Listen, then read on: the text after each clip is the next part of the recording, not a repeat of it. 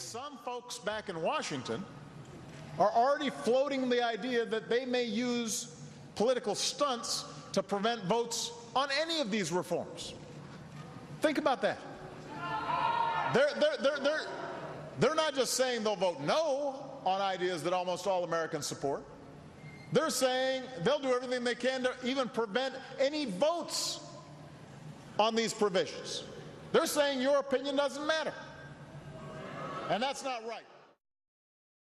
Even if you had all your universal background check, bad guys are going to get guns, and it's not going to solve the problem in the schools, and it's not going to diminish the need for greater security in the schools.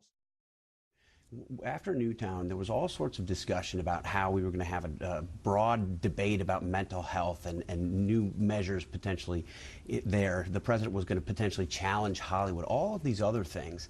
And instead what he chose to do was go back to sort of stale, old, off-the-shelf gun control policies that I think he had to know weren't likely to have much support beyond the support that they already had. Charles. I agree. I don't think he's going to get anything of substance. The big stuff he wanted, the Feinstein stuff, which is controlling the sale of assault weapons, quote unquote, or restricting the size of magazines, that's completely dead.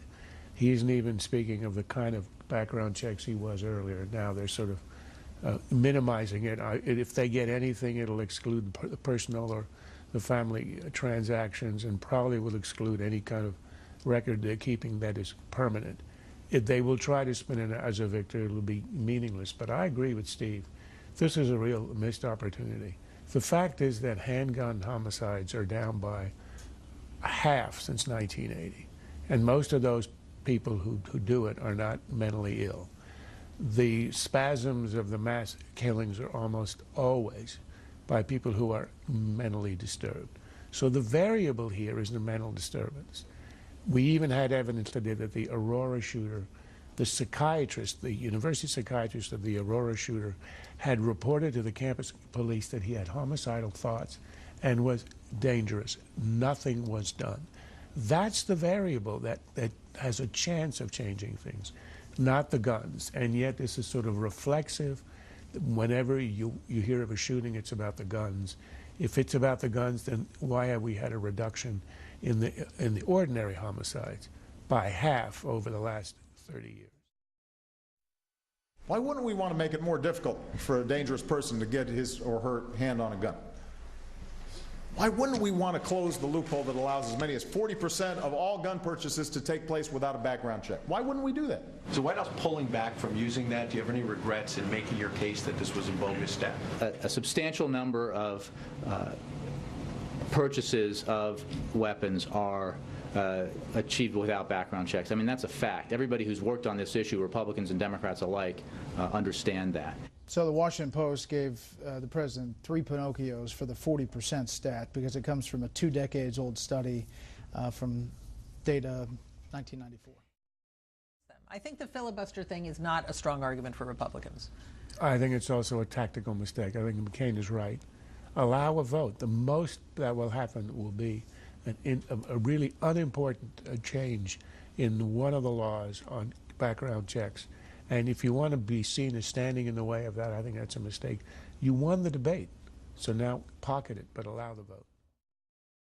Where there is discord, may we bring harmony. Where there is error, may we bring truth. Where there is doubt, may we bring faith. And where there is despair, may we bring hope. Margaret ended our first meeting by telling me we must stand together. And that's exactly what we've done. Baroness Margaret Thatcher, Prime Minister of Great Britain, friend of Ronald Reagan, friend to the U.S., dead today at the age of 87 of a stroke. Her life and legacy. We're back with the panel. Charles. I think she has a 2-line epitaph. She single-handedly saved her country from socialism, and together with just a few others, including Reagan, she helped to bury communism forever, which we don't remember, but was for a century the dominant ideology in the world. At home, she was amazing. She faced down the Union that even her party, the Tories, had given up on taming. She undid the sclerotic bureaucracy that she had inherited by selling off all the things that Labor had nationalized and selling them off in a way, including council housing, that would make stakeholders, ordinary citizens, stakeholders in the firms that she had denationalized and stakeholders in their own homes.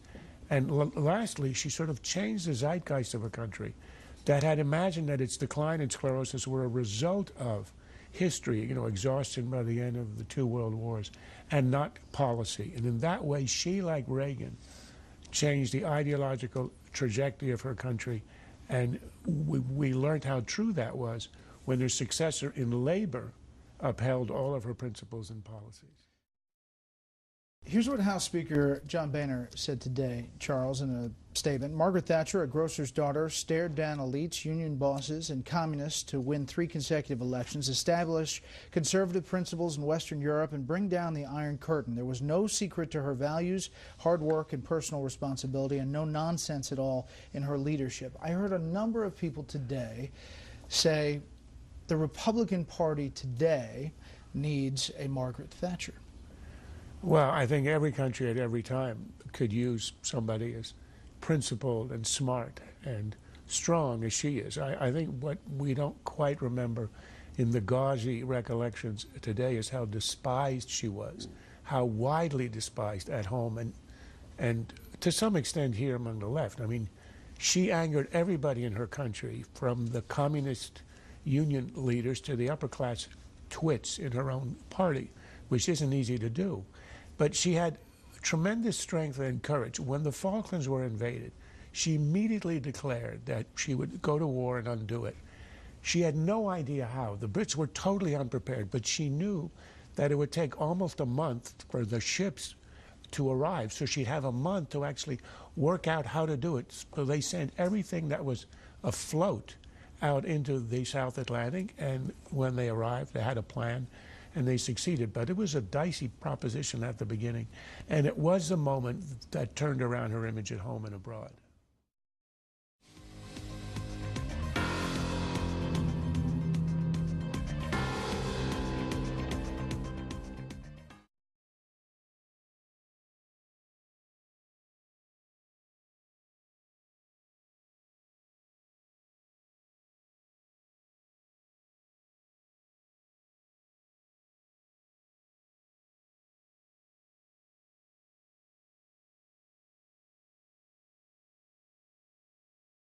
This has been a Sunfish production.